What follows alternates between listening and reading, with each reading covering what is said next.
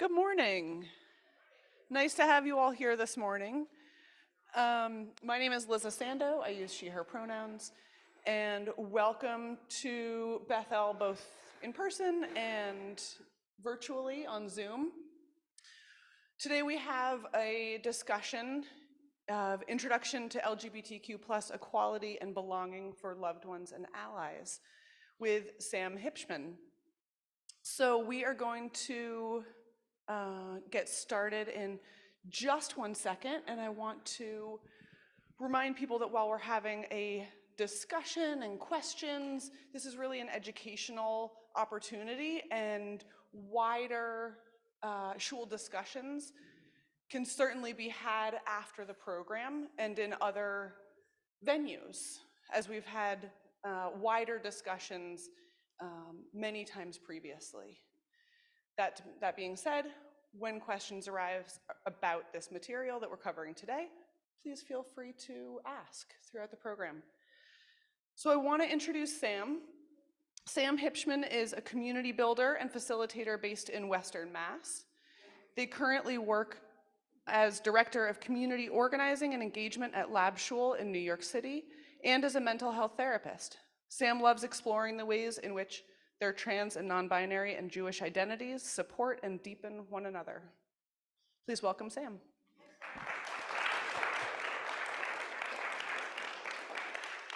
Good morning, everybody. It's nice to be here with all of you. Thanks for coming. As Liza said, my name is Sam. I use they and he pronouns.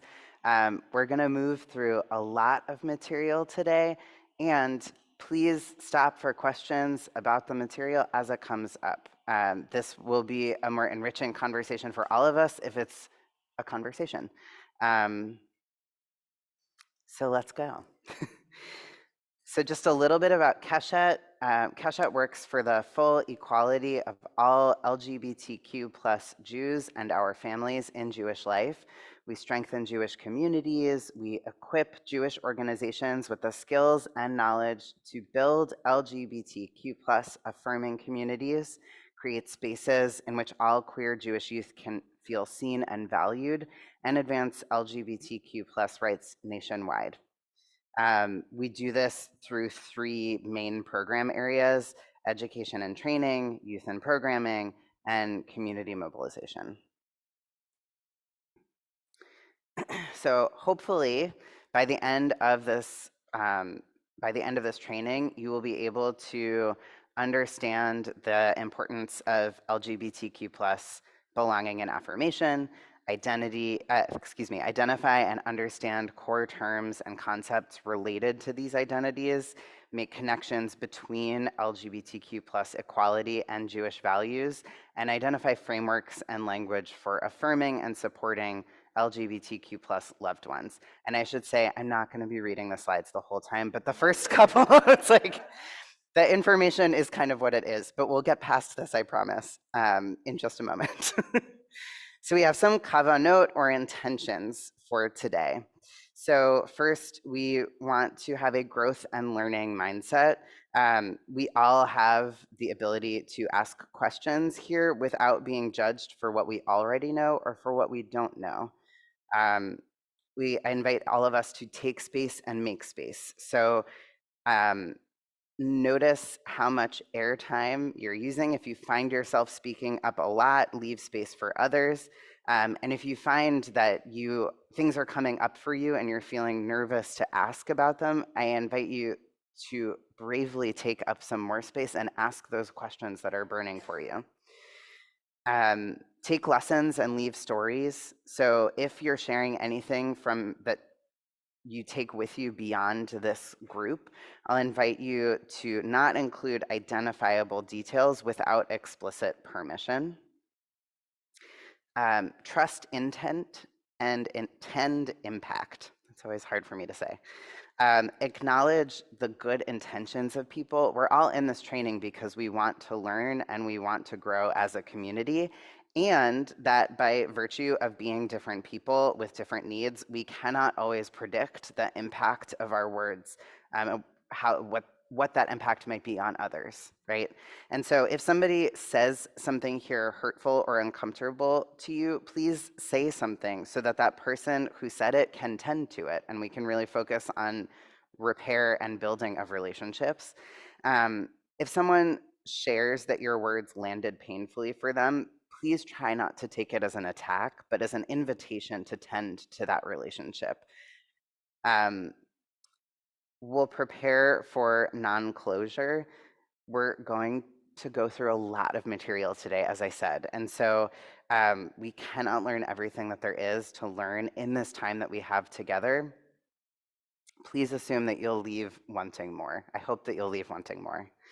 Um, and then stay present as much as possible. I invite you to like get up, move around if you need to do that in order to keep listening, to step out and take a moment, come back, take notes, knit, whatever it is, but do whatever you need to do in order to really stay in the room and ready to hear and ready to have conversation.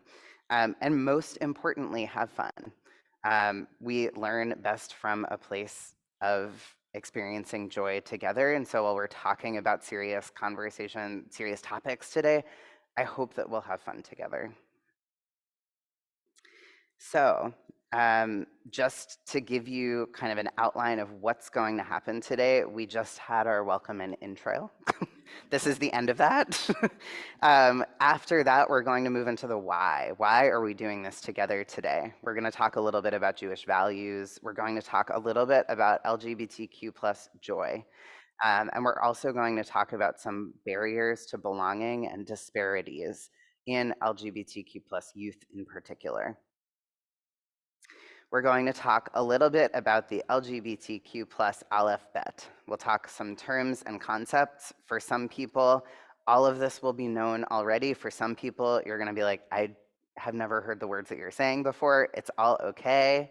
I will also say here, and I will say it again in a while, that I will define terms and they are not, other people might use different words to define some of the terms that I'm going to define. So we leave a lot of space for that.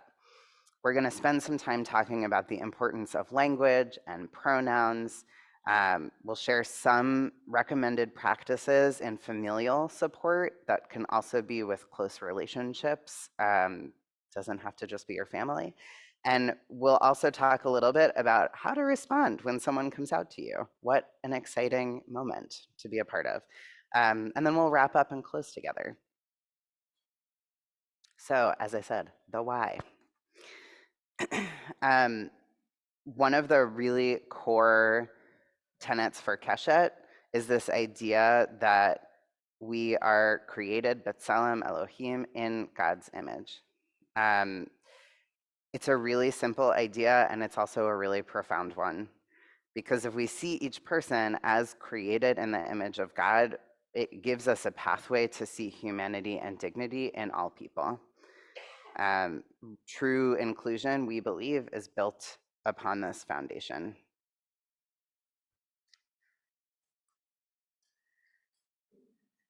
And let's talk a little bit about joy.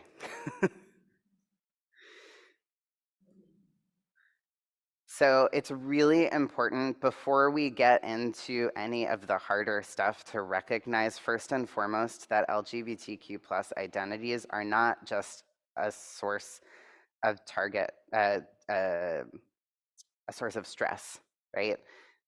It's a source of strength. It's a source of resilience.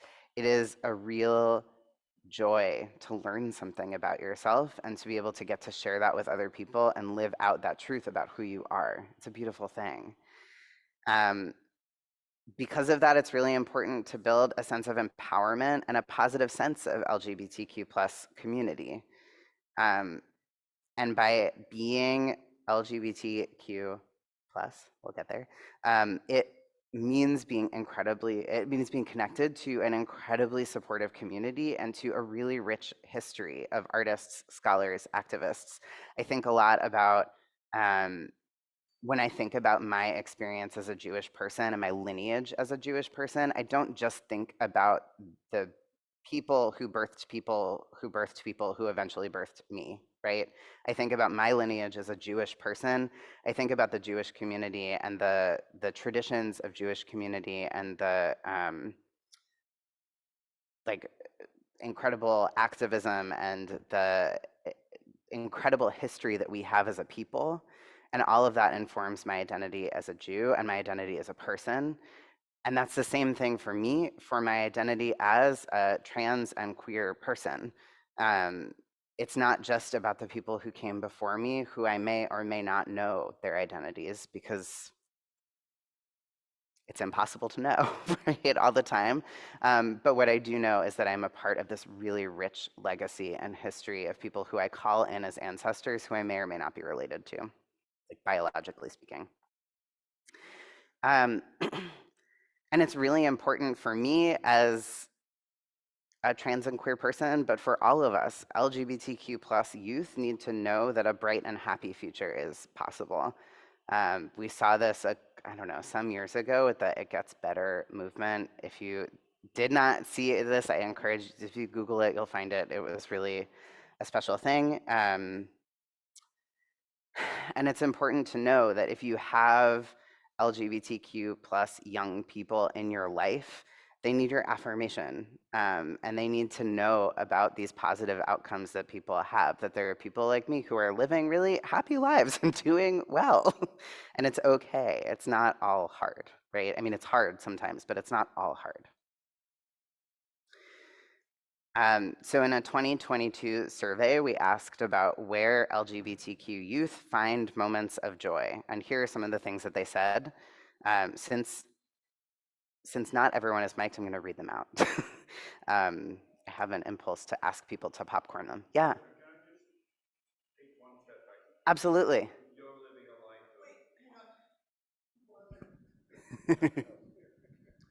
You're living a life of joy Yeah. and so on. Is that with the support of your family, or is that in spite of your family? I mean, I'm sure that there's the whole gamut of that possibility, right? Yeah, for sure. So, and I'll say here, I'm going to answer your question. Before I do, I want to say that I'm here as an educator and a facilitator, and part of that is that I'm very happy to share about my personal story. It no problem at all. And I know that some people wouldn't necessarily be comfortable, even in my shoes, necessarily talking about their personal experiences. So I want to name that clearly and then say, no, no, no, I'm happy to say, and I will use myself as an example throughout this training. For me, I do have the support of my family, and I will say that for the first couple of years after I came out, I knew that my family loved me, and we had a really hard time because my family of origin doesn't know a lot of LGBTQ plus people they know of. They know me, and they know one cousin who moved far away. She's in her 60s, and as a young adult moved far away from everybody. And so they don't have a close relationship with her. And it took a long time and a lot of pain. And knowing that they loved me and that I loved them and that we were like trying to figure it out helped along the way. And we got to the other side, where I think there's still ways in which I don't always feel completely understood by my family. And I know that they're always trying to get it more. And that means a lot. We have figured out a lot of language, and we'll get to that more later too. Um, we have figured out a lot of language for me to be able to say, you didn't get that right, and for my parents to hear that, or my sibling to hear that. And they have learned how to ask questions, and how to be a little bit more open and communicative when they don't understand something. So we see here, where did LGBTQ youth find moments of joy? Lots of things, like seeing people in the media who look like me, or knowing that there's people out there like me, moving to a new place that feels like home, going to drag shows, wearing my first binder. For those who don't know, that is a piece of clothing that a trans masculine person might wear to bind their chest if they haven't had gender affirming surgery or if they don't want to do that, and changing my name to something that fits me. We also see things like wearing gender affirming clothing, finding moments of joy in faith and spirituality, seeing happy LGBTQ plus elders, role models, mentors, and doing things that feel fulfilling to them, like being with pets and animals, dance, athletics, arts, crafting, lots of things that kids and people like to do, right? And so knowing that there's all of this joy, we also want to be real and see what are LGBTQ plus youth facing. So to take a step back, this is something that would apply for people who identify with marginalized groups of a lot of different kinds. This could be about race, sexuality, gender, all sorts of things, right? Experiences of disability, that kind of thing. So we know that people with marginalized identities experience discrimination, exclusion, and stigma. We know that that environmental stress over a long period of time affects physical and mental health. And so it's not that, like, I don't know if you've heard statistics, there's a lot out there about how LGBTQ plus youth are experiencing a mental health crisis that is sort of above and beyond what, as a therapist, I would say is like a general mental health crisis that we are experiencing in these years of COVID. And it's, I mean, it's not an aftermath, it's still happening, right? But in that time as things have continued changing. It's not that LGBTQ plus youth are prone to mental health disparities, it's in response to the environment.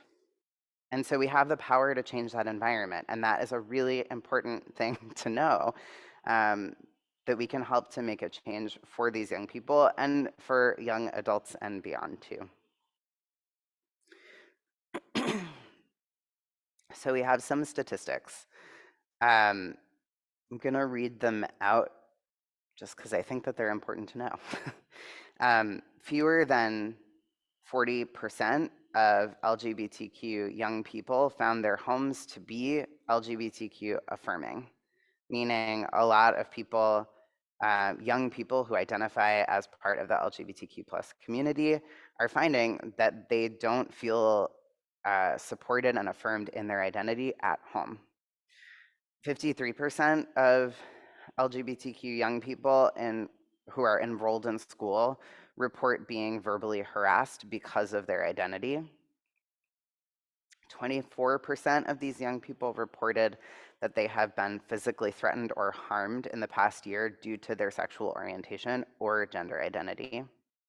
And 60% of LGBTQ young people reported that they have felt discriminated against in the past year due to their sexual orientation or gender identity. And so even as things like our society is changing a lot, and in some ways, like I think about my experience 20 and 30 years ago in school and seeing that there weren't a lot of people who looked like me, and that there were a lot of us I now know who were afraid to come out in school, and didn't until much later in life. And I see like, oh wow, there's so much more happening, and also there's still so much work to do. Yes, a question. Oh, yeah, that's a great question. This is a survey. So the question, in case anyone didn't hear, is what's the age range for young here? I should know that, and I don't, because it is a survey done by the Trevor Project. So I pulled from their results. My guess, knowing about the Trevor Project's work, is that it's probably 26 and under. But that's a guess, and I don't know if that's real. Don't quote me, please. I don't know. Okay, sounds good. Thank you. And so we're going to talk a lot today about how norms get constructed and communicated, and the impact that those norms and assumptions have. And I want you to carry the framework throughout the day and think about what it would mean to build communities with the assumption that the norm is individuality and uniqueness, and leaving space for people's identities in the, whole range that they exist. 13 to 24. It was close, not quite. Thank you. Yeah. So this is some more of these survey results. And this is why support matters, right? We see that people, even in states like New York, my home state, which has, relatively speaking, a lot of protections for LGBTQ plus people and a lot of representation in New York City, where I grew up, people are still impacted in a place like Massachusetts too, right? Like, we're generally speaking, I think, like, people feel a lot of support here in ways that in some parts of the country right now, frankly, it feels a little bit frightening to be. Because there are policies and beliefs held up that threaten the life and well-being of LGBTQ people, right? So we see, like, just in 2023 alone, 500 or more than 500 at this point anti-trans bills have been introduced across the country. Nearly 1 in 3 LGBTQ young people said that their mental health was poor most of the time or always due to these to anti-LGBTQ policies and legislation. And we also see really big mental health disparities. Like we talked about just a moment ago, these disparities are not just sort of naturally occurring in LGBTQ people. They're happening in response to the world around us right now. We see this huge percentage of people reporting experiencing symptoms of anxiety. Also, more than half of the LGBTQ young people who are surveyed reporting experiences of depression. And 41% of LGBTQ young people, and even more, 50% of trans and non-binary young people seriously considering suicide in the past year. Like, we're in a mental health crisis, right? Yeah. I just wanted to put something in perspective. I don't know how many of you know me. My name is Shira. I use he, him pronouns. My spouse also uses he, him, and my children use they, them.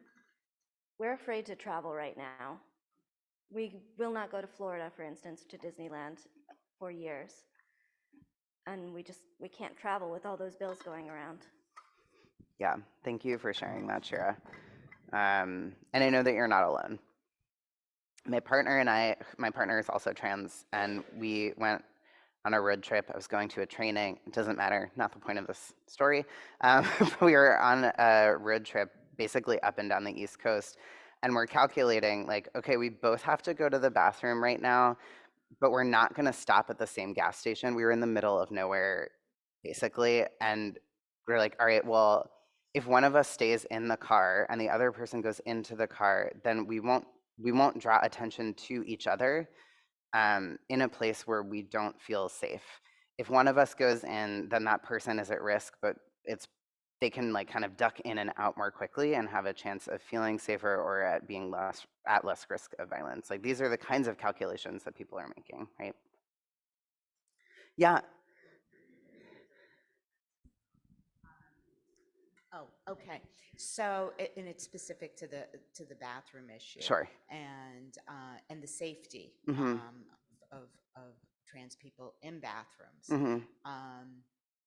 Without getting into details, I'm much more concerned about trans men than I am trans women, honestly, just in terms of the openness people might have. Would you consider, and I don't know which bathroom you're using, Mm-hmm. but would you consider being he, him, I'm assuming that, and I shouldn't assume that you're using a men's room, but would you consider using a women's room only because it is a safer environment? Yeah, so I'll say, Is that an offensive question? no, I mean, as we said, right, like, this is a space to ask questions and to own what you don't know. So you're owning it, and I appreciate you for that. What I'll say is that I don't think that that is a calculation. Like, I can tell you my personal answer, and I don't think that that is a calculation that I could share on behalf of people in general, right? There's so many different factors at play that make calculations of safety different for every person. Um, like, I know if I have shaved my face recently because I grow facial hair, that maybe the choices in front of me are different than if I haven't shaved recently. And I have to tell you, as somebody who has been using the bathroom my entire life, I've experienced harassment in bathrooms of all kinds, and so it's not necessarily, um, you know, uh, it's not a guarantee, right, of having a safer experience. Um, so, what can we do about all of this, right? Like we talked about, if these mental health disparities in particular are in response to the world around us, then we have the power to change that and the power to create different situations for our young people. So some factors proven to reduce suicide risk include respecting people's pronouns. We're going to talk more about that in a little bit. Having an affirming adult in their lives doesn't have to be a parent. I can tell you, and I came out as an adult, so it's a bit of a different situation, but my best friend's mother was the person that I went to when I said, my family doesn't get this and they're not being very kind about it. How can I talk to them? What should I say? And she could hear all of that and hold it and not rush to defend my parents, but to really like be caring of me in that moment and say, here are some resources I think you should send them, or like, yeah, that's really hard. Tell me more about it. It meant a lot. Having access to gender affirming restrooms, having the ability to express themselves in the way that they want to. So knowing that somebody can dress the way that they want to and have that supported. Having access to gender affirming medical care, and knowing that our schools are affirming settings. These are all things that can help to reduce suicide risk. Yes. Yeah. No, thank you. You're getting your steps in today, Liza. So this is just anecdotal. When I was teaching and running a therapeutic school, some of the most distraught, angry kids I had were kids that are part of this community that did not feel they could be themselves. And as soon as they were in a place, whether it was a classroom or the school itself, where they felt they could be themselves, aggression, all of that stuff completely went away. Yeah. And they would have whatever issues, but it's amazing what a small thing in the larger community we can do and the dramatic impact it has Yes. on others. Absolutely. Yeah. So to some people, a gender affirming bathroom would be men and women. So could you explain what that means to the community? Yeah, so I think again, this is something that's kind of community specific, right? Like, I think I don't want to make too many generalizations, and I know that this is something that is like a particularly hot topic here, so I don't want to approach it too closely. No, I understand. I think the reality is that different things work for different communities, right? And if you are in a process of like,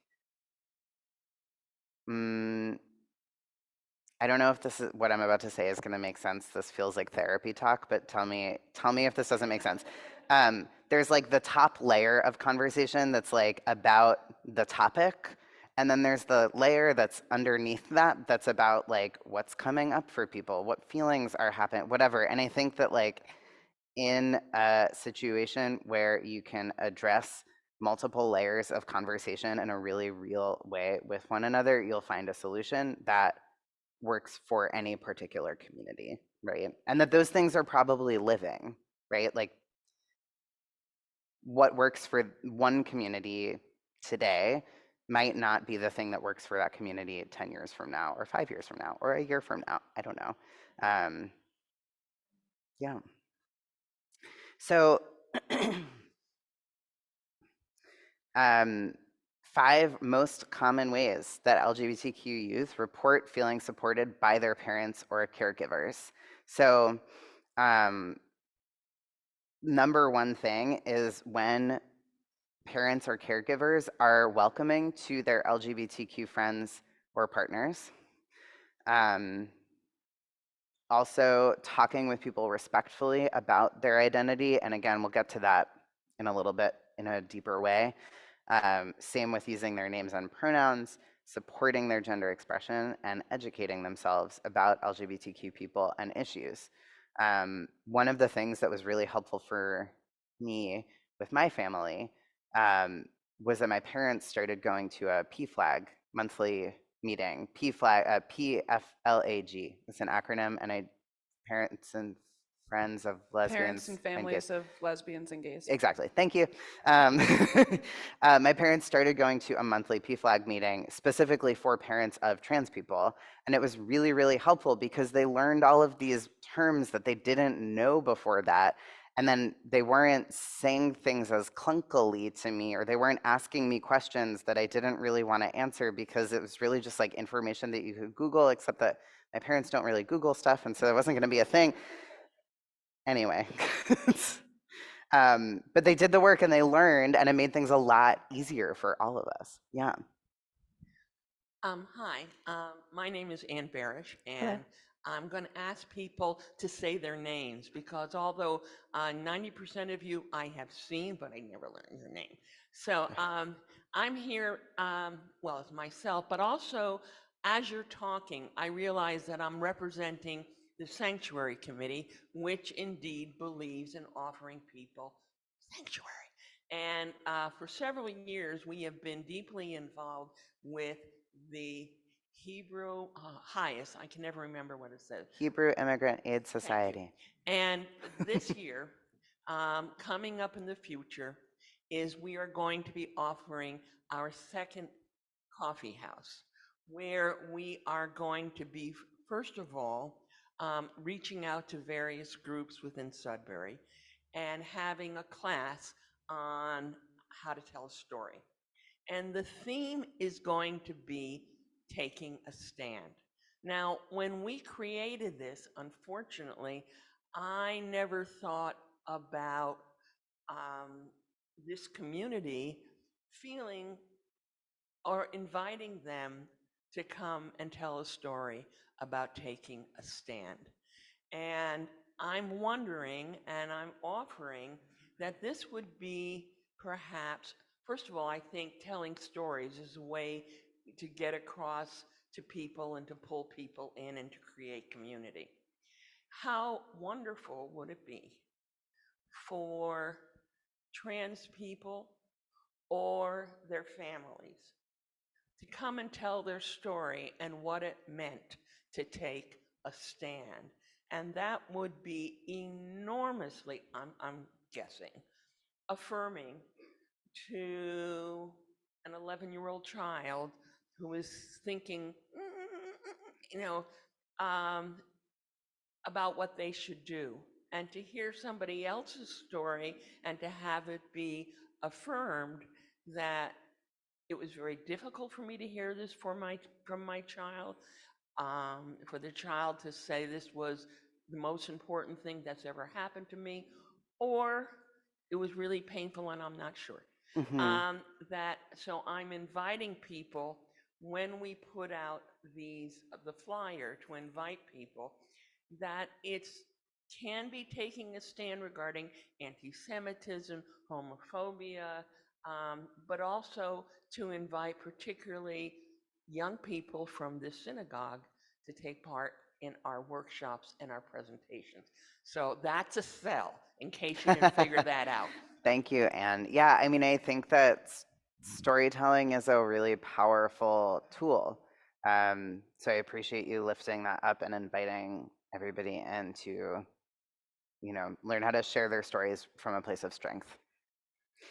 We're going to take a minute to review some basic terms that show up in this LGBTQ plus acronym alphabet soup, so that we're all on the same page. And I want to say, don't worry about memorizing every single term. The idea is not it's not to know how to categorize every single person, but to be ready to listen with a sense of understanding when somebody shares something about their identity with you.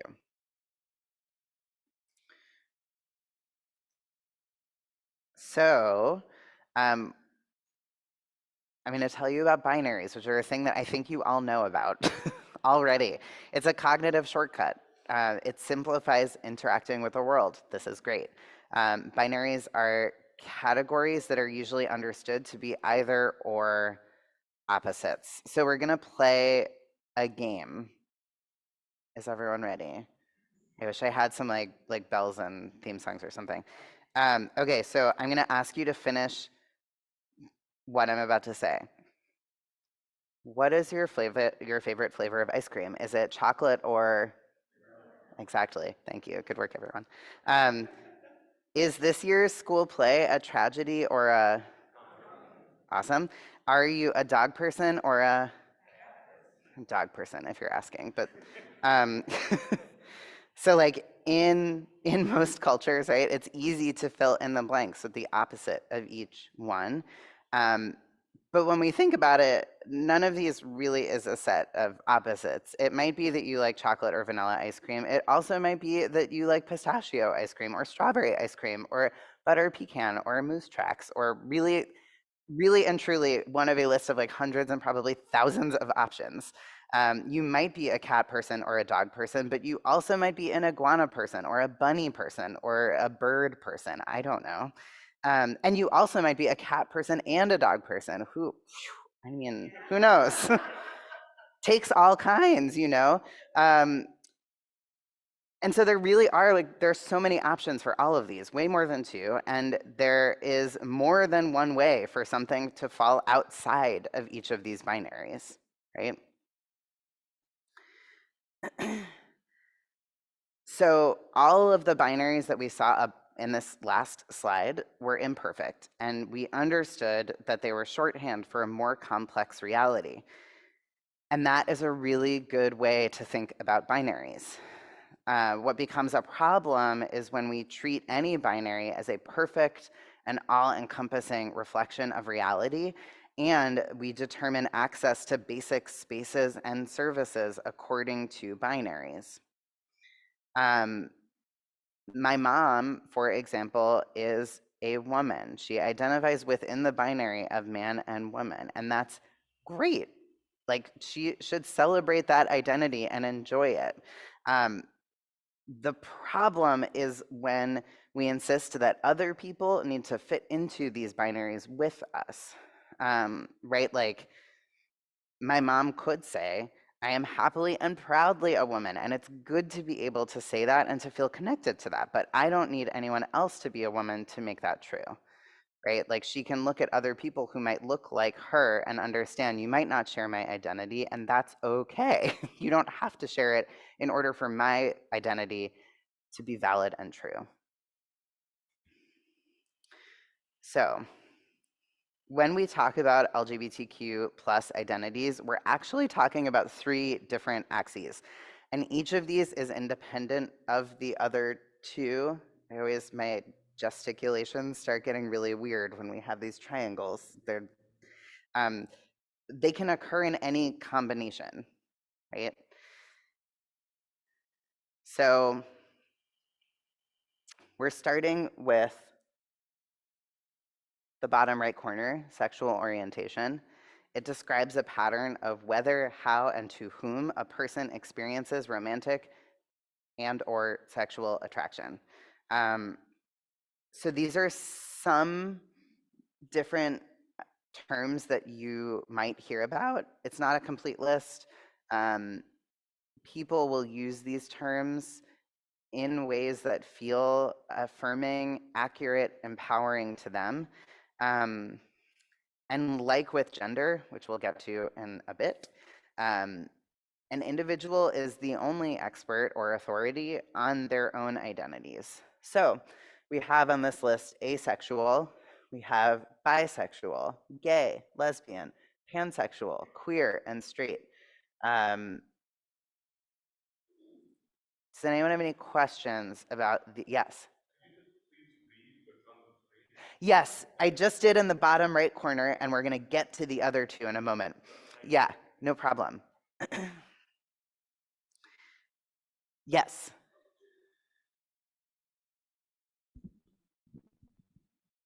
I'm sometimes confused when someone says they're queer.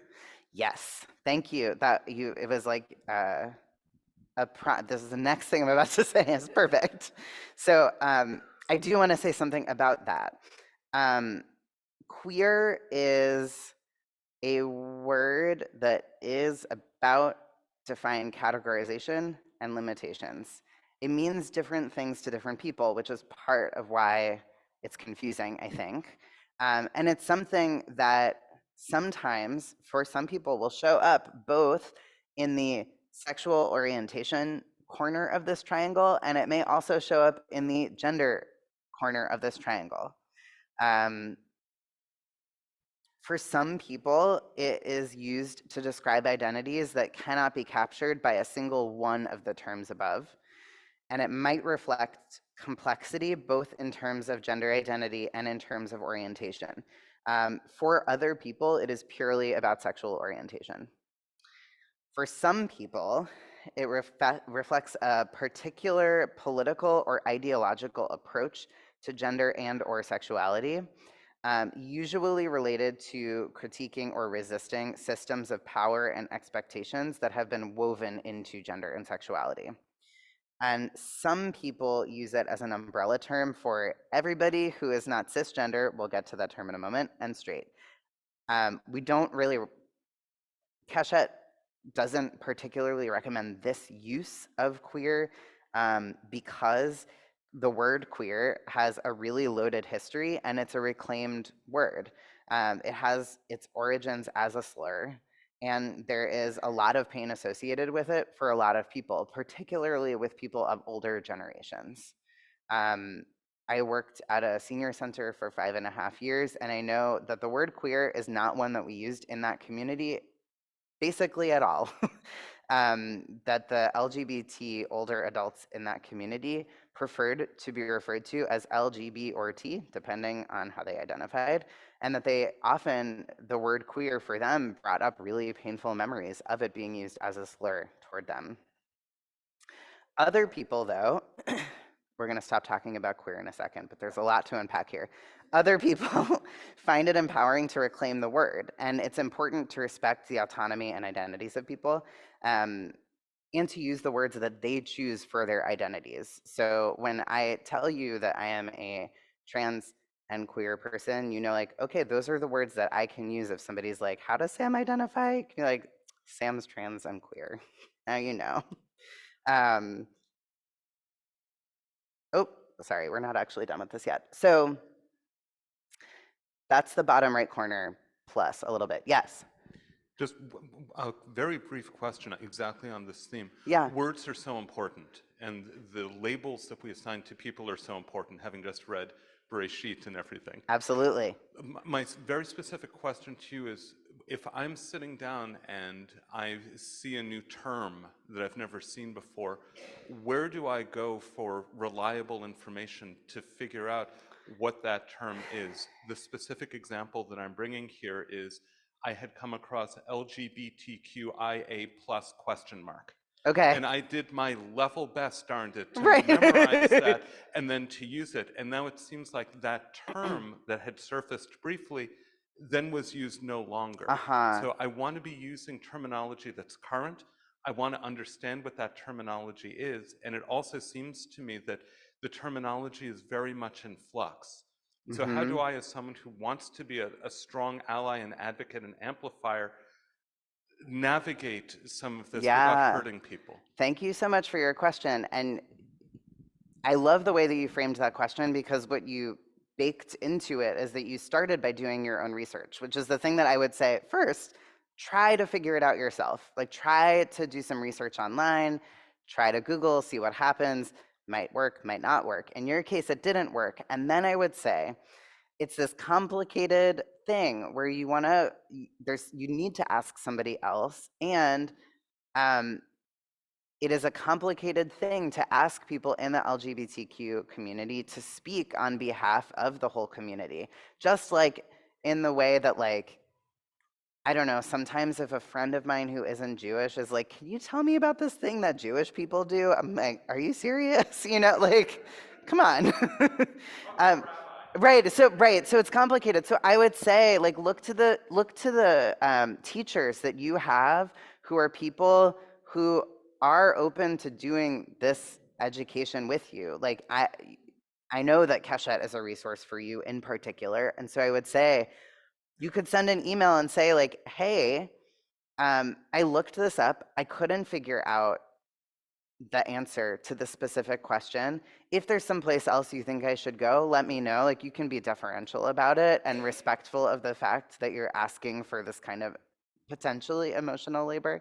And say, like, if you're able, could you answer this question for me? You could pick up the phone and do that too. It doesn't have to be an email, of course. But I think you can look to your teachers and say, like, do you know the answer to this question? And if you're like not open to answering it for one reason or another, totally fine. Do you have any ideas about where I could go? Because I'm feeling stumped. Honestly, like, I would tell the people who aren't you in this room, like, ask your rabbi. Like, this is a person who knows a lot, but also is a community connector in a lot of ways. And so it's not, I mean, it's not on you to know the answers to everything, but you are really good, I'm making a guess here, about knowing, like, where to connect people to find answers to questions, or, like, who are the teachers on this thing and how can we connect them to that? Sorry to put that on you, but I would say ask your rabbi if you want to. Yeah. Hi, Sam. So I just wanted to draw people to attention. There are some handouts on the table by the snacks. I took them from a few years ago, and there is 2 websites on them. And these might be old, so it could be if you wanted to contact the organizations. One, and let me know if these organizations are still, what you think I'll about try. them, or if you've had connection with them. Massachusetts Transgender Political Coalition. So MTPC, the 2018, right? So I don't know. I can look it up. I don't The either. other one is actually the urj.org, Audacious Hospitality. Oh yeah, That is still. the Audacious Hospitality Program does have a lot of resources. That's a good thought Go too. ahead, yeah. Not Okay. always, no, but again, like, people who might know where to send you to, like, you might go to them and they might say, go to Keshet. Okay. Round and round. Yes, one more question, then we're gonna finish this triangle out. Can you talk more about asexual? Yes. So the term asexual refers to somebody who may not experience sexual or romantic, sexual attraction as, like, a major or driving factor in their lives and relationships. So the term asexual is a pretty big umbrella term. There's a great book called Ace. Who wrote that book? I'll look it up and let you know before I leave. But there are, like many other things, it can refer to a pretty wide spectrum of, like, from somebody who's like, I do not experience sexual attraction and that's not a part of my life, but I still want to be in romantic relationships, to, like, sexual attraction is, like, not the most important thing in my life, but it happens sometimes, and, like, maybe sex and related activities are a part of my life in some capacity. Thank you, Angela Chen. I knew it was Angela somebody. Angela Chen wrote a book called Ace that has it's an interesting read, I think. And she also talks more, it's not on this slide, but about asexuality versus aromanticism. So if A, meaning without sexual, right? Like somebody who doesn't experience sexual attraction necessarily. Aromantic is somebody who might experience sexual attraction, but really does not feel like sustained romantic connections with other people, and so might not necessarily want to like have a long-term partnership in the way that some other people want and that kind of thing. I want to talk just quickly about these other two corners of our triangle here. So we have sex assigned at birth, which is what happens when someone is born and a doctor usually looks at your external genitalia and they're like, based on this information, it's a boy, it's a girl, but they also might say this person is intersex, meaning that this person has maybe genitalia, maybe chromosomal features that don't neatly fall into male or female, which, by the way, shows us that like even on a like biological level, the binary isn't it. There are, I think it's maybe, I don't want to make up a percentage, but there's a percentage of the population that would be categorized as intersex. And it's important to say too that it is often still a practice to have those babies undergo surgery in infancy to correct their genitalia, which is something that intersex advocates are increasingly discouraging people from for a lot of different reasons. But that's your sex assigned at birth. And then you have your gender identity, which might mean like somebody might say man, woman, non-binary, agender. So we have that A again, like without, like I just don't identify with gender. It doesn't really mean much to me. Gender fluid, it shifts over time. Gender queer, I experience my gender as something that is kind of like politicized or taken out of, like intentionally subverted out of what is like stereotypically expected in this culture. And then what you see is that when somebody is sex assigned at birth and their gender identity are the same, it would be they would be identified as cisgender, meaning on the same side as. If somebody's sex assigned at birth is different from their gender identity, then they would be identified potentially as transgender, meaning like kind of on the other side. We get lots of fun grammatical hints here. Not all, and this sort of comes back to the importance of letting people use their own words to identify themselves. Not every person who's sex assigned at birth who has a different gender identity is going to want to be referred to as transgender for a lot of reasons. Again, we could have a whole different conversation about that. But like if somebody tells you like I am a transgender person, that is a word that you can use for them. And if they tell you like I am a non-binary person, period, then you can refer to them as a non-binary person.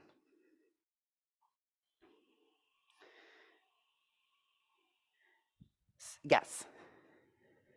Could you go back to the previous slide, please? Sure. So I often get confused between non-binary, Yes. agender, gender fluid, and gender queer. Yes. Yes. So thank you. This is one of these places where all of these terms are kind of like best guess categorizations, just in the way that if I say somebody's a woman, you can't know everything about them because of that, obviously, and you can't know what exactly that means to them or how they experience their identity as a woman, right? So these are kind of like, I would say, this is like not a super helpful answer, but it depends a little bit. Their words, agender was one of the ones that you said. Understood. Okay, so agender is one that I think you can kind of like to me feels a little bit different in that agender, like asexual, is like without. And so for that person, they might say it differently, but they might say, I really don't identify with gender. It doesn't work for me. I don't get it. I am agender. I do not have a gender.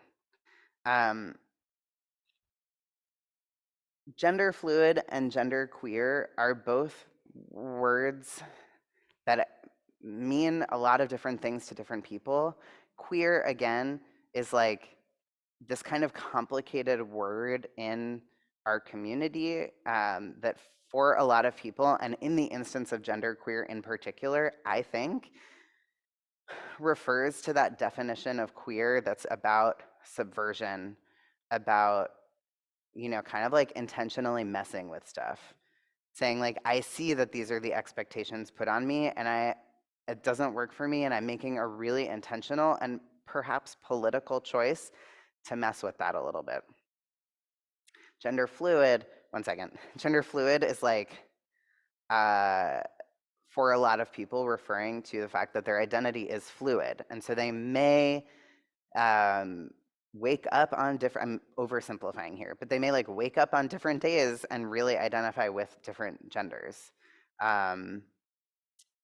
Non-binary is something, somebody is using that term if they want to indicate to you that they really fall outside of the binary. So not saying a man or a woman, I'm saying something else. So all of these things have a lot in common. I know that, I'm not, and I think that different people will identify sort of different words. If it's somebody that you have a relationship with, not a stranger, not a stranger. If it's somebody that you have a relationship with, and you're having a conversation about gender, you could say like, tell me more about what that identifier word means to you. Like, I want to get to know you more. Help me understand. It's not about like challenging it, and it's not about knowing, like, you've got to know that they might identify that word differently than somebody else. But if you are in a close relationship with somebody and that is like on the table for conversation in that relationship, you can say like, I noticed that you said gender fluid, and I know that there's like other words that are kind of like that. Like, I just want to know more about you. What about that word resonates for you? Right? There is a lot of overlap, and I think, yeah, it's complicated. I saw Liz's hand go up too. Yeah, I just wanted to reflect something you said a minute ago, which is especially with these words that are a little bit less common or understood or could have flexible meanings, taking the lead of the person whose identity it is to say, great, you're telling me this is how you identify, that's how you identify. Because people will use the words differently and just use what works for them. Yeah, for sure. It's in the same way. I'm not in the same way, but let's say, like, if somebody tells me, like, a friend tells me that they are Muslim, and I don't know everything about what it means to be a Muslim person in this world for that person, like anything. I don't know because I don't share that identity.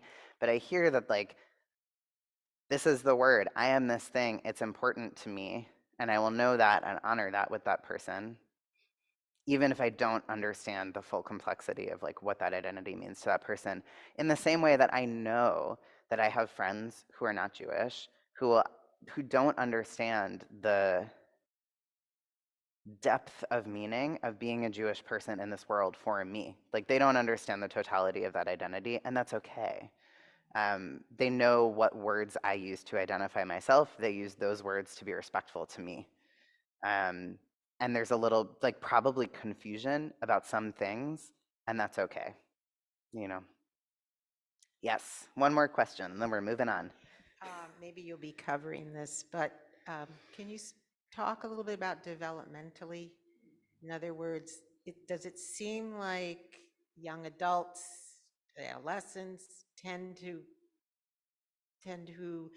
identify more with some of the terms, and then do you see changes over time where then it changes?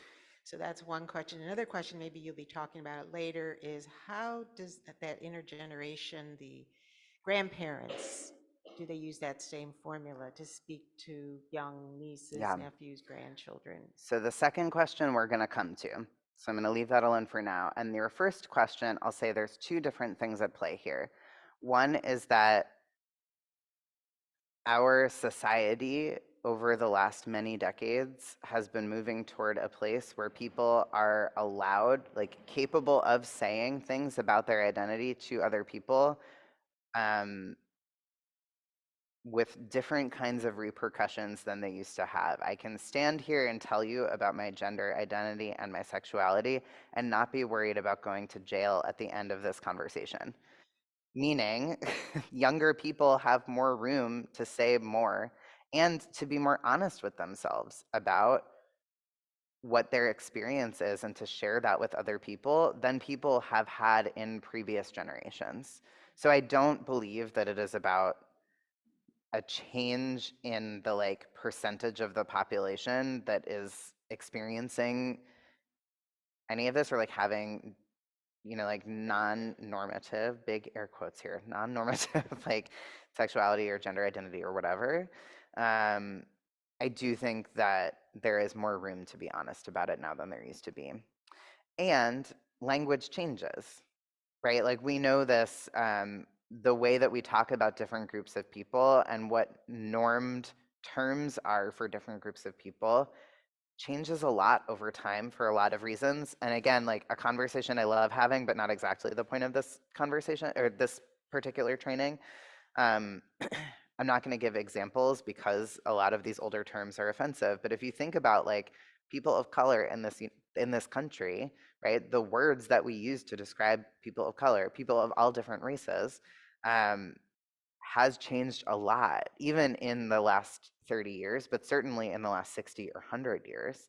And older terms are things that would now be considered offensive, but at one point weren't considered offensive. Like this language changes. And so this is where we're at here right now in 2023. I am certain that if I am lucky enough to live a long life, some of these terms will not be on the table by the time I am an elder. Making a guess here, but I think that's probably right. We're going to run through these very quickly and then keep moving. So we have these like different aspects of how gender shows up in a given culture. And different cultures have very different assumptions, roles, stereotypes, categories, and practices around gender.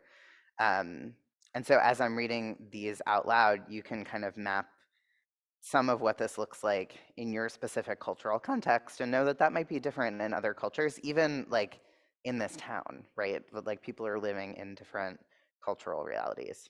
So we have gender identity, which is a person's inner self-knowledge and understanding of the gender with which they identify or genders. And again, those are identifier words that someone is the individual expert on. They can tell you about their gender identity. You cannot tell them. You have gender expression, which refers to the manner in which one outwardly expresses, signals, or performs their gender. It can encompass things like appearance, behavior, mannerisms, so on and so forth. We have gender roles and stereotypes. These are culturally specific expectations, pressures, and assumptions related to gender that are imposed on people in that culture. And then gender attribution, which is a process by which one person perceives another and uses their own assumptions, their own past experiences, and cultural context to guess which gender that person holds. So attributions that are made in this way cannot be assumed to be accurate, right? Because we don't know what is happening for that person on the inside and how their gender identity relates to their gender expression and so on. So let's put it into practice. In the Talmud, oh yes. This one? Wait for the mic, 1 second. Ricardo Levitus. So I think of you and I say, at some point, you had to put these four things in your brain, figure out who you are, what you are. How do you figure what partner to find? This is Marla, she's my partner. I think it was easy. You know, I was looking for a woman. Yeah. I wonder how harder is it for you to find the partner that you want to have? Thank you for that question. And again, I can speak here from my own experience. I definitely cannot speak on behalf of people who share my sexuality. I would put that as queer. We could talk about that later if you want, but you've already heard me talk a lot about that word. And I would say for me, there was like a two-step process, right? Like one, I have dated a lot of people of a lot of different genders, and for me personally, I feel fine about that. Finding my person that I now have, which is great, but that was hard because I'm picky. And I've dated a lot of people, and but when I found my person, I found my person. And I think that it can be hard depending on your context. It can be hard depending on a lot of cultural factors.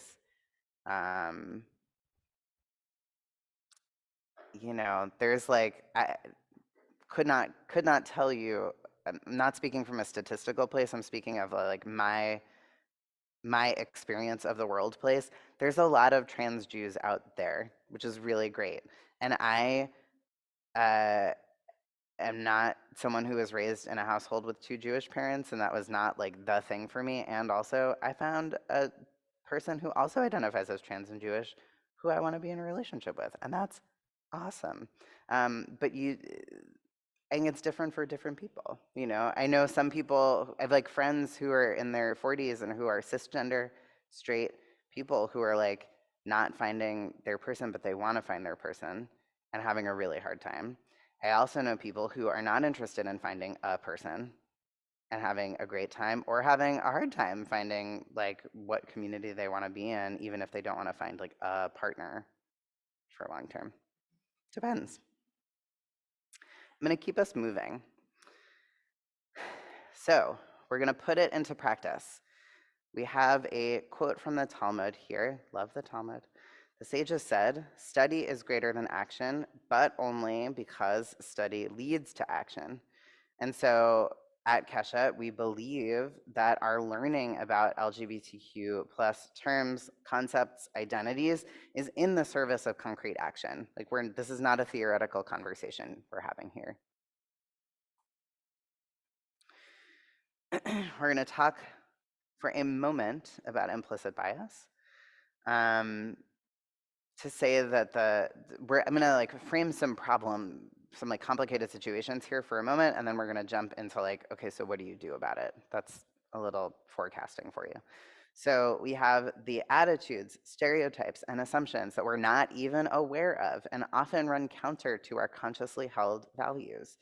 These implicit assumptions can impact our everyday choices, particularly when we are already under stress or in a hurry.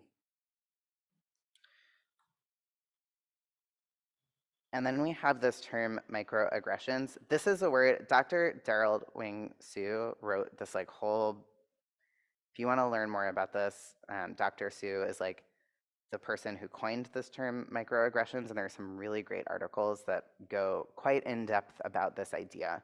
So microaggressions are defined as the everyday, subtle, intentional, and oftentimes unintentional, that's really important, interactions or behaviors that communicate some sort of bias toward historically marginalized groups. Microaggressions often appear to be a compliment or a joke, but contain a hidden insult about a group of people.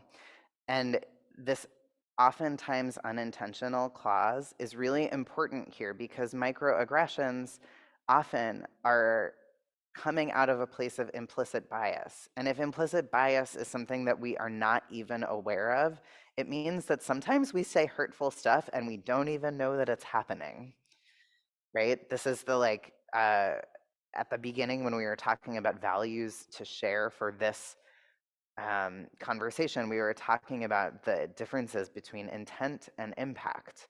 And this is where this comes into play, that oftentimes we're speaking from a place where we are revealing our implicit bias, or we're sharing microaggressions. We don't even know that it's happening, but the person who is on the receiving end of them hears it and is like, I know what is underneath that, and it hurts. Even if you are not trying to hurt that person, it still can cause pain.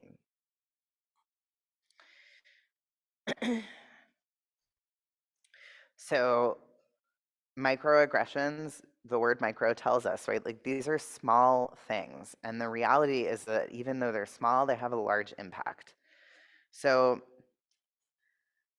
there's cumulative psychological impact that's in line with trauma. Trauma, I will say, is anything that your body experiences as too much, too fast, too soon. And so that is a different, it will be a different, different things are experienced as trauma for different people, and that's okay. But what we're saying here is that the cumulative psychological impact of these small microaggressions over time have a really deep impact on people often. Incurring microaggressions is associated with anger, depression, anxiety, lower productivity. It's associated with physical symptoms like headaches, loss of sleep, increased blood pressure. It makes environments less affirming and validating. And those who experience microaggressions are often told that they're overreacting, too sensitive, aggressive, or are pressured to minimize or deny the incidents, right? And this is coming from a place of, like, I think often it happens quite innocently, where because it is coming from a place of implicit bias, the people who are saying things like from their place of implicit bias are like, okay, but this isn't a big deal. Like, I didn't mean to hurt you. I don't have a mean bone in my body. And like, you probably don't, right? And for the person who is walking around all day hearing expressions of implicit bias from everybody that they're passing, I'm overgeneralizing here, but like, they're hearing it all day, every day from different people, that wears you down over time. And it's hard because it's hard to know how to tend to that person's experience of pain when in every situation, what they come back to is like, okay, I'm sorry, I didn't mean it. And then it's supposed to be over. So we have some examples. And then if you still have a question, let me know. So things like, you look so good. I never would have guessed you were trans. Right? The like underneath here is, but this is, I mean, like, I've been told this. I know we're it is funny and we're laughing. It's good. We should all laugh. I'm not trying to make you not laugh. But like, this is a thing, I can tell you, this is something that people say to me, right? It's like being trans isn't good, that you're supposed to want to be cisgender because that's better instead of different. Another example would be Adam, who used to be Sarah, came over for dinner the other day. And at best, this expresses disrespect for Adam's name and identity. And at worst, it outs Adam as trans and puts Adam potentially in danger. This is so much work for a small minority. Implies that dignity for LGBTQ people comes at the expense of non-LGBTQ people, right? When it's not an either or, it is that we can create situations that encourage dignity for all people, not at the expense of one another. And it implies that it's a burden to treat people with respect, which I don't think is a thing that most people actually feel, but is sort of the underneath there. And this is one that, I mean, gosh, couldn't even tell you how often I have this conversation. But I'm a grammar nerd, and they, for one person, just does not sound right to me. Or it's just so hard to remember your pronouns. And it implies that one's own comfort or sense of correct grammar is more important than somebody else's dignity. And this just isn't the case. Do you still have a question, or should we keep going? I saw your hand come up.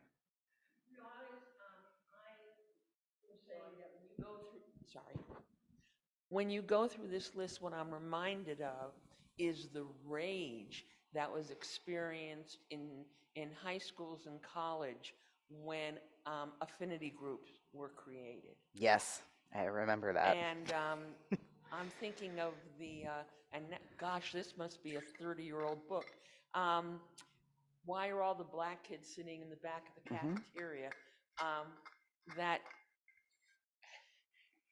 people were angry that a minority was pulling away and saying, listen, we need some time to ourselves. And people reacted to that with such rage. You had to ask them, what's going on here? And the way I think it has to do with power and decision making and stuff like that.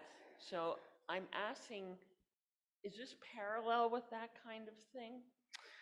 Or somewhat related? I think there's some connection here. I mean, I think that like there is comfort in being in community where shared identities are held, right? Like and I'm making an assumption. I don't know the religious identity of everyone in this room. I know that we're at a synagogue, but that doesn't mean that everybody in here is Jewish, right? But I'm going to say, because we're in a synagogue, there is something about being in a conversation with Jewish people where I feel like, I can relax. I don't have to like worry that somebody is going to say something that like feels kind of anti-Semitic to me, or that they don't realize is rooted in anti-Semitic tropes or something like this. Like there is comfort and ease in that, and it's nice to be in that community. And we can like in Jewish spaces, and I'm somebody who loves welcoming everybody, Jewish, not Jewish, whatever, Jewish, as my home rabbi says, but like like welcoming everybody in. And there's like something about being in a space where my identity as a Jewish person is centered that helps to like reaffirm and uplift my like culture and my experience of the world, and that's really nice. There's like one stream of thought where I think that would be nice no matter what. It's just nice to have that. It's nice for people to have that. And it's also nice to have that sometimes as a refuge, because in the outside world, when you are not in that space, you're like not sitting just with your friends who share your identities or share important identities, some identities at your lunch table in the cafeteria or whatever. Some of that is like nobody's gonna tell me that they isn't grammatically correct at this table, and that's really nice, because it is really nice to not have that conversation. I think I saw another hand. Did I? Okay, okay, got it. I'll keep going. So some ways to intervene. So when you witness an incident, now you know, like you had a couple of examples, and I can almost promise you that if you keep listening, you will hear one of those examples happen in your day-to-day life, because I'm here to tell you they happen all the time. When you witness an incident, there's a couple of things you can do. You can assess the situation and also assess for potential harm, right? Like different experiences of safety risk in different situations will tell us like there is serious potential harm here if somebody steps in and says something, or these are all people who are like pretty settled in their bodies and know each other in solid relationship. I can hop in and say this thing so this other person doesn't have to, whatever it is. Assess your own capacity in the moment, as well as your role and your responsibility. So like if you are somebody's supervisor, you have a different responsibility for intervening than if you are somebody's peer, if you have less power in the situation than the two people who are having a conversation. Determine realistic goals for intervention. Like, what is it that you're trying to do here? It might be like, I've been in contexts where a friend might say to me like, hey, do you mind if somebody misgenders you and I'm around, are you okay with me correcting that person? And I'll be like, sure. Sometimes I say, no thanks, please don't do that. And then I want that to be respected. I've had situations where that has gotten really weird too. Um, but in instances where I've been like, yeah, I'm okay with you speaking up for me like that, it might be that the goal for intervention is for somebody to just like let the other person know what pronouns I use so that I can be referred to respectfully. And my friend who's with me might just interrupt to say, oh, Sam uses they and he pronouns. And then the conversation keeps going. Great. And choose your strategy. Different strategies are going to work in different contexts. And a lot of this is about like conflict resolution. It's about interpersonal skills. Like all of this goes way beyond this specific conversation. And so I know all of this is a little bit vague, but I also believe that you have these skills and strategies because you are all people who navigate conflict in your lives because you're people. By the way, this resource is very summarized from someone named Pippi Kessler. If you don't know Pippi, Pippi is amazing. Highly recommend. If you do ever want like emotional communication workshops, highly recommend Pippi. And here's a goal bank. So here are some things. When I said before, like, what is your goal in intervening here? Here are some goals that you might have. You might want to stop harm in the moment. You might want to mitigate harm in the moment. Like you maybe can't stop it, but you might be able to lessen it a little bit. You might change future behavior. That would be the like, oh, Sam uses they and he pronouns. That's to help somebody change future behavior. You might want to be trying to convince somebody of something. And I have thoughts and feelings about how effective it is to try and convince anyone of anything, but again, another conversation for another time. You might want to demonstrate your organization's values. Like, it's really important for me to know that this, like, when I'm around, like, I'm going to express these values into the world and make sure that this person feels supported because that's something that's important to me. You might want to convey to the recipient that they are not alone. And you might want to create a safe and positive working environment for people of all genders. That's a great goal to have. And here's some interventions in the moment. Again, like these are all things, we're not going to go in depth on any of them because I think that they are things that you likely know how to do. You can diffuse the situation. You can redirect or distract. Love this one. Sometimes like the heat of a moment is really not the moment for a hard conversation. The person who is heated is not in a place to hear hard feedback. Like, it's not the time, but you can redirect, you can distract, and then come back to that person later maybe, or figure out how to connect with that person later when everybody's feeling a little bit more calm. You can ask questions. You can name what you saw. You can share data or context if you have data or context about what's happening. You can connect to values. Sometimes if like I'm hearing people having a rough conversation at work where they're getting frustrated with each other, I might say, I know that we're people who all really respect each other and it feels like you're both getting kind of heated and speaking to one another in a way that isn't rooted in that respect. Can we all take a moment and then come back to this conversation? Which is like a little intense, but sometimes it has to happen, right? You can set or maintain a boundary. Like, hey, I am not okay with you talking that way in front of me. You can educate or invest. You can advocate. And this in like a workplace situation, you should document. This is like is not always relevant in every situation, and sometimes it's important to note what happened. After something has happened, you want to acknowledge or witness, like, hey, I saw that that person said something really hurtful to you. How are you doing? What can I hold for you? You can strategize together. And remember agency. So this is like before the example I gave of like, I've had times where I ask people to not intervene on my behalf and then they do it anyway.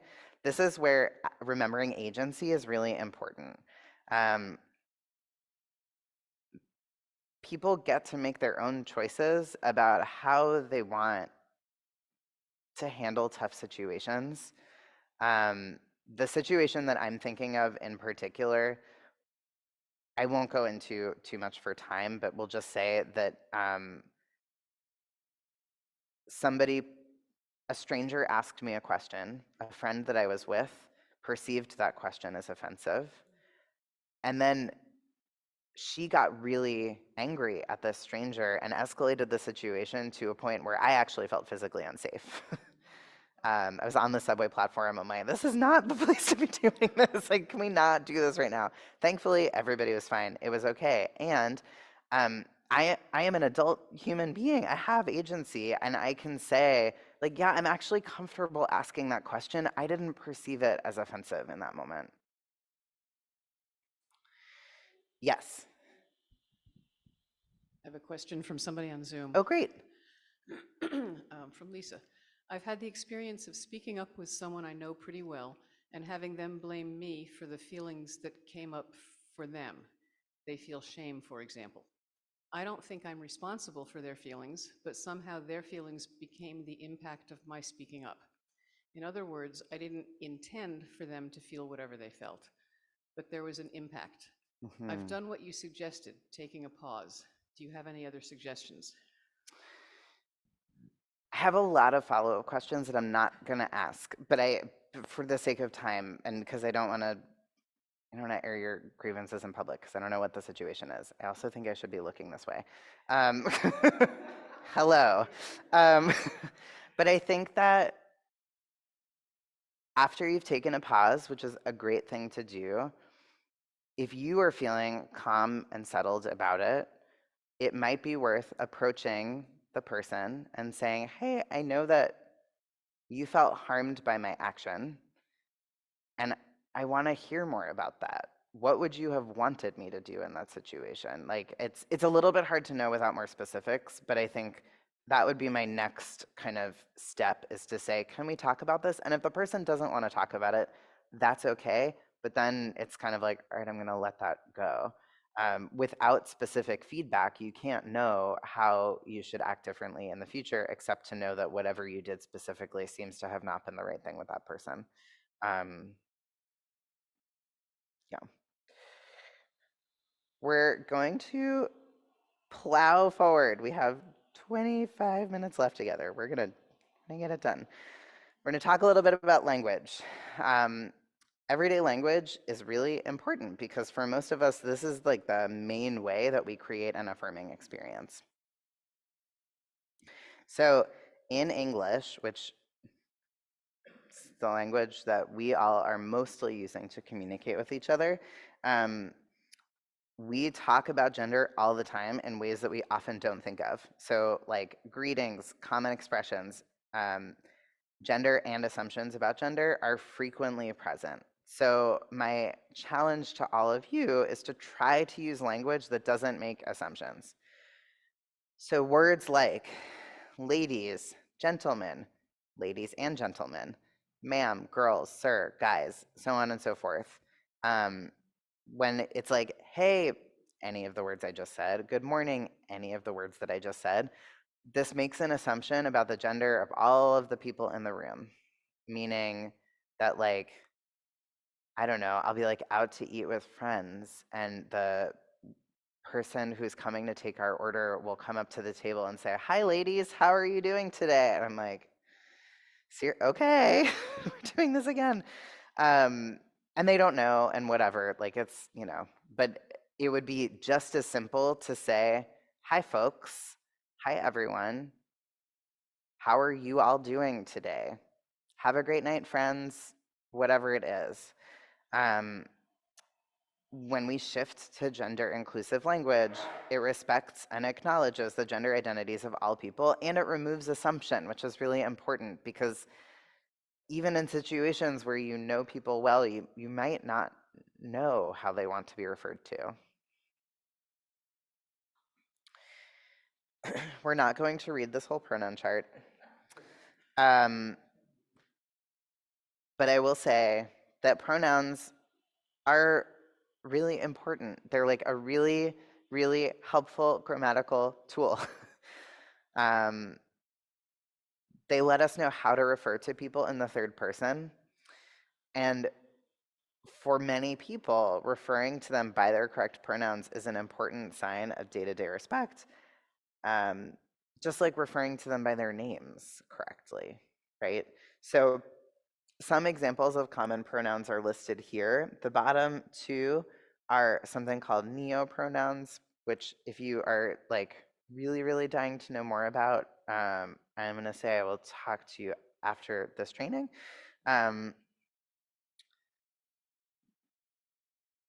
But these are all examples of how to use these pronouns in different parts of a sentence.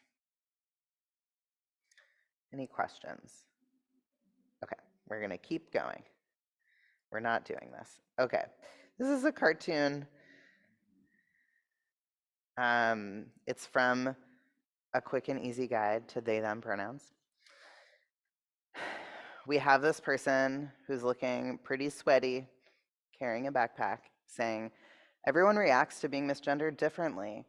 Every time I'm misgendered, it feels like someone is adding a brick to my backpack. And as the day goes on, there are more and more bricks. At the end of the day, I feel like I am slowly being crushed by the seemingly unending burden of the gender binary. We're going to talk about mistakes in just a moment because they happen and that's okay.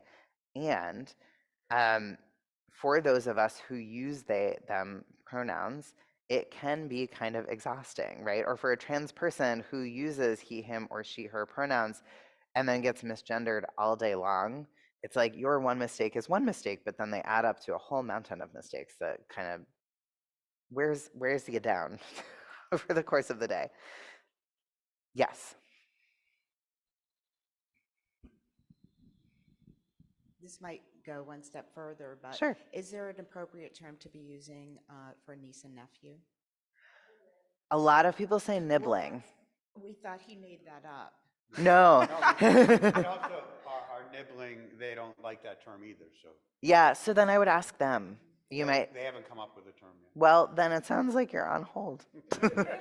You could ask, like, is there a really fun in-between word that we can use? I mean, I don't know how old the nibbling is, and so maybe that. Yeah. Okay, well. She got that old. Okay. They got that old. So. Okay, so they might. In my mind, I was imagining a young person. For a 40-year, I mean, you could ask them, like. We look so young. Well, exactly. You could say, like, how do you want me to refer to you? And if they don't know, that's okay. But maybe there's like do you just want us to call you by your name? Maybe it's like, this is my family. If you zoom out far enough, there's going to be some word, right? We like talking about them and they like us talking about I them. love that for both of you, all three of you. It sounds great.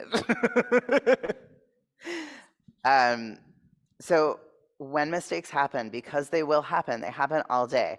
I have too many jobs. In part of my working life, I am a mental health therapist. I work predominantly with queer and trans people. I have a trans client who uses they, them pronouns, and I also use they and them pronouns. I also use he and him pronouns. Doesn't matter. But the two of us will crack up because they will be telling me stories and misgendering people like left and right, because sometimes it's just hard, not because they don't respect their gender identities, but because we misspeak all the time. It's part of being a person, right? And so when a mistake happens, because it will happen, probably happens every day, avoid explaining how or why the mistake happened. It is really and truly the kindest and most respectful way is just to keep it simple and to focus on the person that you're talking to and about the topic that you're addressing in the conversation. So you simply acknowledge the mistake, make the correction, like, oh, I'm sorry, or thanks for correcting me. Take the time to say the correct pronoun out loud, and then let the conversation keep moving. You might consider, if you are noticing that there's like somebody in your life who you're having a really hard time with their pronouns specifically, I would encourage you, and I know it feels silly, but like actually practice when that person isn't around. maybe it's that, like you both love talking about your family member, which is awesome. Maybe you like practice, you just like make sure that when you're talking about your family member together, you're going to make an effort to kind of like, oh yeah, I'm really going to try and use they, them pronouns. Okay, I got it. Maybe it is like talking to yourself if you want to talk to yourself, whatever it is, but practicing really does help. And I cannot stress, this is like maybe the most important information I have to impart to you today. Not really, but kind of. It's like being straightforward about it and moving the conversation along does a lot. Because what happens on the flip side is like, if somebody is like, we're in the middle of having a conversation, I'm trying to communicate something important, like something, we're like having a conversation, and then I get misgendered, and then we spend 10 minutes of that person telling me about how sad they feel about it and how they like really, really want to get it right, and they're trying so hard, and I'm like, can I please just finish my sentence? Like now I've lost my train of thought. Our whole conversation is down the tubes. Can we let's just keep moving? And then I'm not doing emotional labor of like comforting that person for hurting my feelings. It doesn't feel great.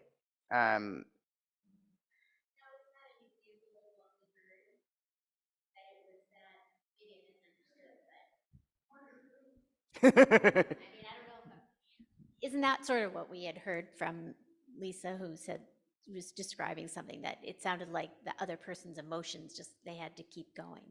It wasn't. I couldn't quite understand who was in the yeah. So I don't want to. Okay. I don't want to misspeak for Lisa, but yeah, it's something that comes up, right? Of like, I am so sorry, like, please, and then you end up having a whole conversation about that person's feelings.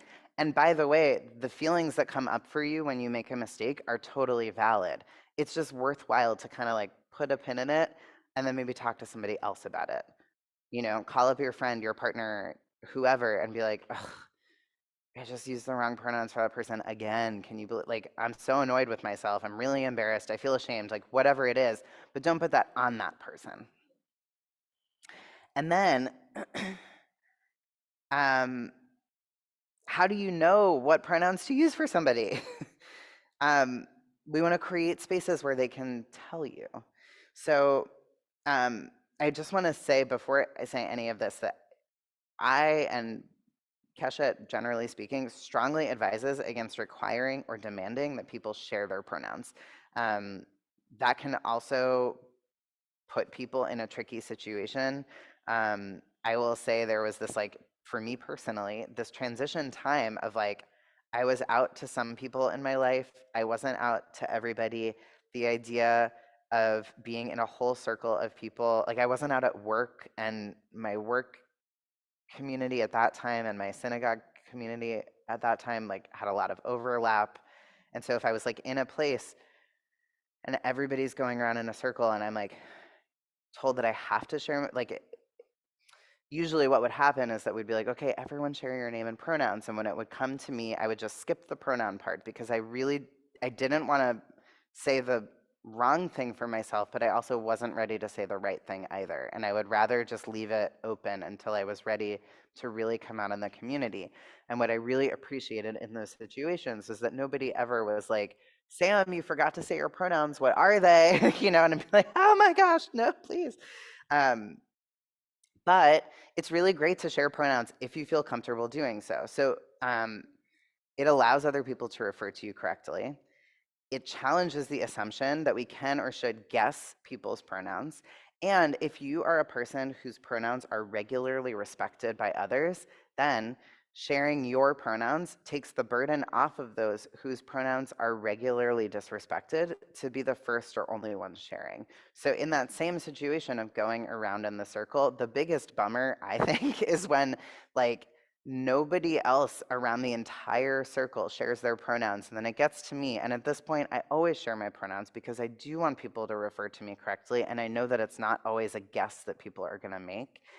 And it's like, if no one else has shared and then it comes to me and I share, there's like a spotlight over my head that has emerged from nowhere. And it's like, this is the trans person in the circle. And I'm like, oh man, I don't want that attention either, right? Like I'm just trying to help people out, and it would be great actually if everyone shared and then there's like no extra pressure on me.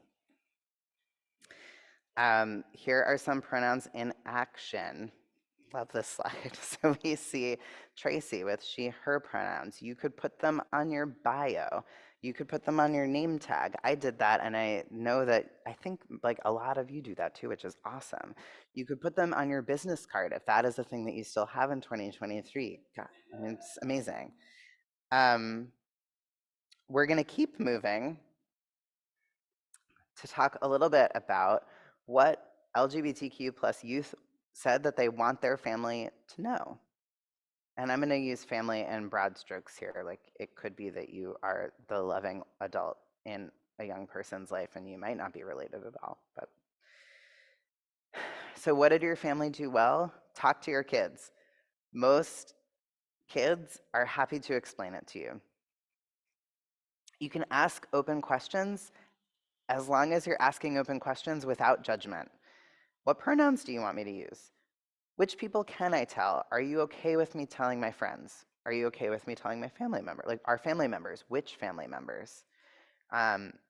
When we talk about you in the past, do you want us to use, like what language, what gender language, what name do you want us to use? This is a confusing thing, like, right? Like I came out at 30, and so I had 30 years of family stories about embarrassing stuff I had done, and then my parents still want to tell those embarrassing stories, and really they should be able to. It comes with the territory, I get it, but it's like, then what name do they call me for before then? What pronouns do they use? And that's something that we negotiate together so that they know that they're being respectful to me and to my comfort in a particular situation. You can ask about nicknames if they are gendered. Like, do you want me to still call you my baby girl? Would you prefer that I call you something else? Sometimes these are terms of endearment that like are so tender, and it's like, okay, well, I really love that I've always been called this thing, and I want to still be called that thing, even though it doesn't really line up with the rest of my gender identity. Or maybe like I'm comfortable with you calling me that when it's just us at home, but when there's other people around, like I don't really want you to use that language, whatever it is. And some people are like, that is such a tender and loving term, and also the way that the word girl makes me feel now is so hard that it actually doesn't carry that same tenderness anymore, and I would like you to use something else. Kids love it. Young people love it when you correct other family members and when you expect to be corrected. And when you gently remind people to prevent confusion or misunderstanding. So an example of this would be like, if you have a family friend who's coming over and a child in your home has recently started using different pronouns or a different name, and that family member is like not in the mix all the time, it's a really, really nice thing before they come over to say privately, hey, just so you know, so-and-so, like this is the name for our child now. They use these pronouns. Can you please be sure to use them when you come over? And they'll be like, yes, absolutely. And everyone will be happy for it. We also asked LGBTQ youth, what could your family have done better? So some of the things that they said, I wish my parents would have respected me instead of just writing my gender off as a phase. I know, like, I'm coming into an age now where there's young people being raised around me all of a sudden, right?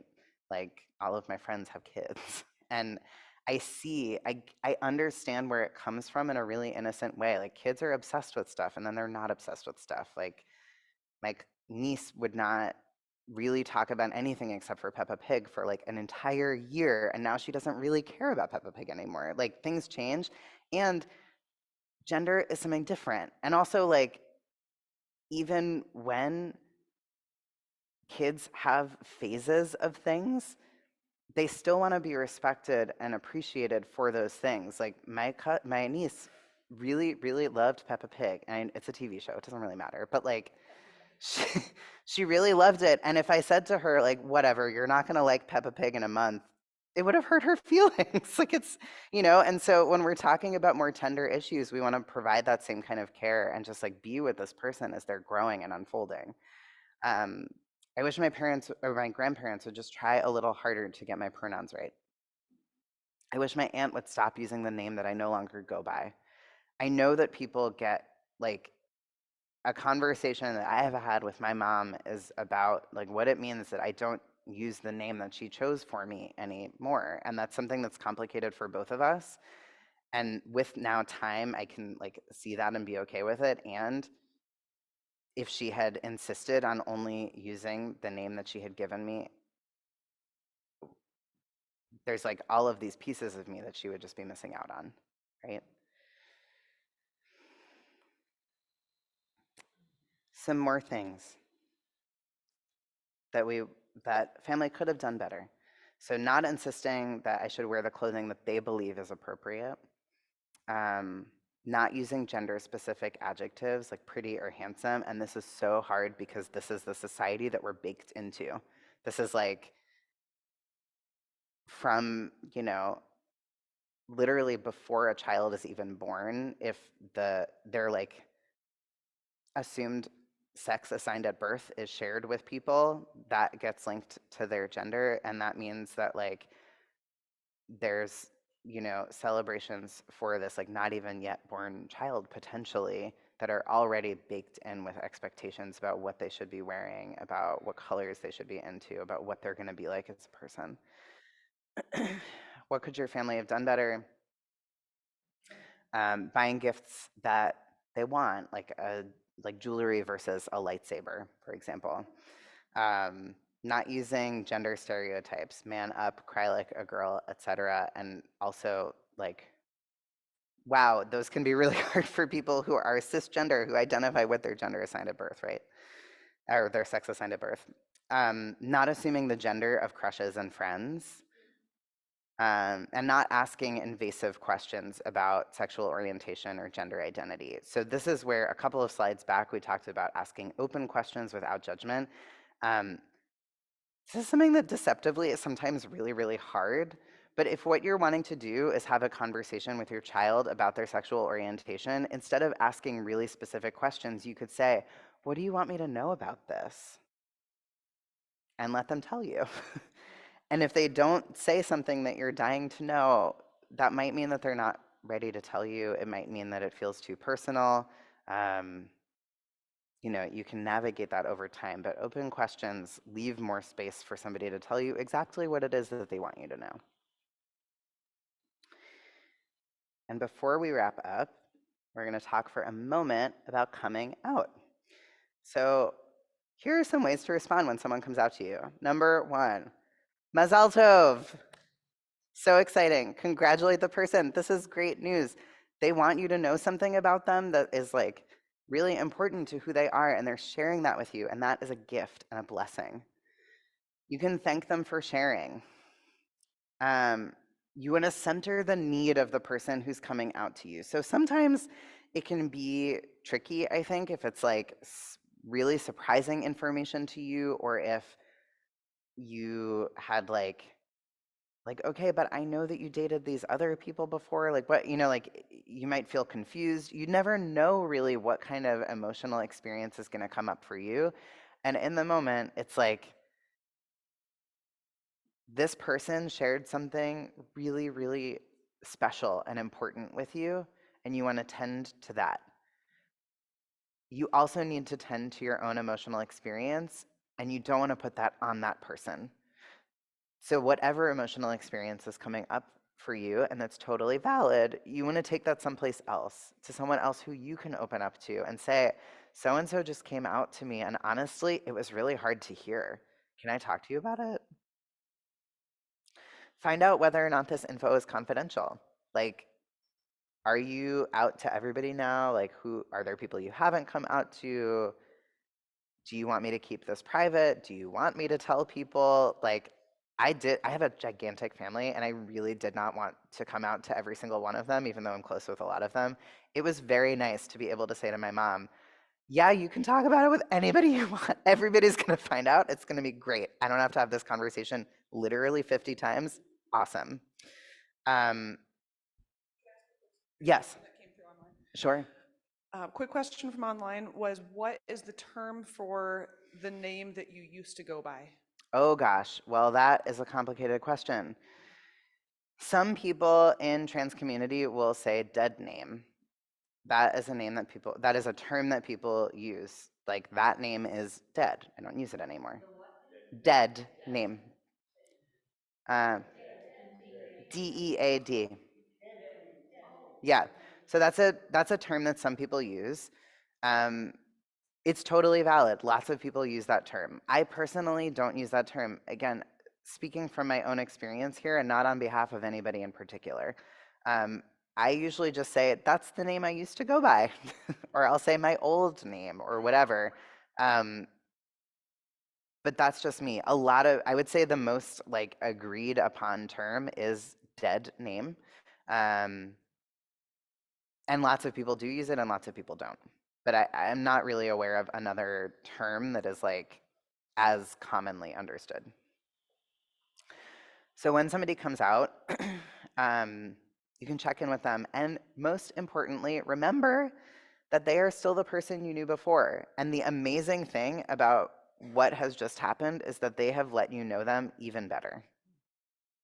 It's like all of the amazing stuff that you knew about this person that you love, plus they are actively reaching out to you to build a more authentic relationship with you. And that, again, is a blessing. It's a gift.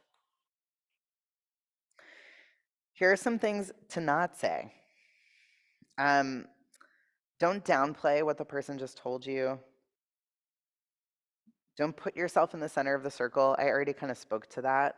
And be careful of potential microaggressions here. So like, but you said you were blank last time we talked. I had a conversation, I have a cousin who is really kind of like a sibling to me, and she had asked me once about who I date and like what my sexual orientation is. And I knew at the time that I was queer, and I also was like not ready to come out to my family for reasons not relevant to this conversation. And I said to her, like, oh yeah, no, I was not out as trans. Everyone thought I was a cis straight person, and I said, oh yeah, I know, I just date men. I don't date anyone else. It was really nice that when I did come out to her, she didn't bring that up and say like, but you told me not that long ago that you only date cis men. Because she understood in that moment that there are a lot of reasons why I might have said that when I said it, and there are a lot of reasons why I was bringing her in now. Things not to say. Isn't it kind of young to be making this kind of decision?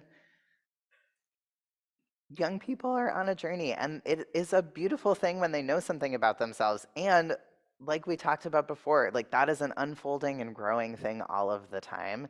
What they know about themselves in that moment is that this is something that they either like are trying on for themselves. It's something that they know is to be true about themselves. They're figuring it out, but they're again calling you in with them, and you don't want to like undermine that with them. And you also don't want to say, I always suspected, right? Like, it's a little rough.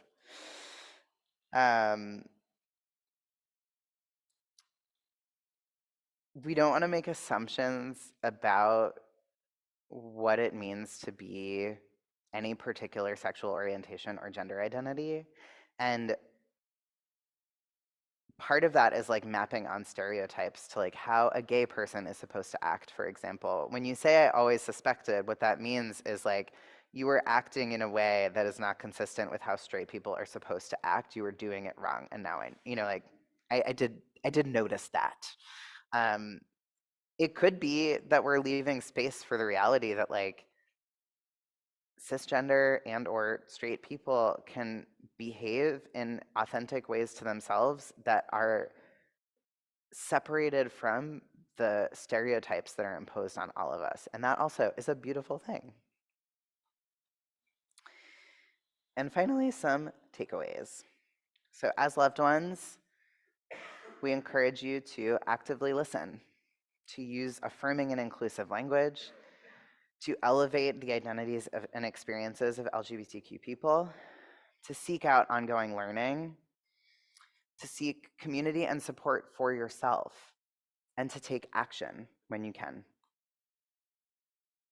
Some further resources here. This slide has a lot going on, but I want to call your attention to Trans Lifeline, to the Trevor Project, to PFLAG, which I mentioned before, and to Gender Spectrum. These are all places to check. And I would say too that the Keshet website has really great resources on it. And I encourage you to check it out, especially because those resources are rooted in the intersections of Jewish and LGBTQ experience. I also want to plug that that Kesha does have great youth programming happening. And so for the young people in your lives who identify as LGBTQ+, you can check their website for information about Shabbatonim, about Zoom Hangouts, all kind of stuff. We have keshetonline.org/youth, and also resources and events. And then I will just end with this quote from Pirkei Avot. It is not upon you to complete the work, but you are not free to desist from it, right? And so we are all on this journey together. Things like nothing is static, right? Like in our institutions, we're in this process of change work that is slow, and it will carry beyond all of our lifetimes, and that is a great thing. And even while it will carry beyond us, by being here today and by doing the work that all of you are doing, you are being a part of moving that forward. And so I thank you for that. Yeah, so I know that there's a feedback form, and thank you.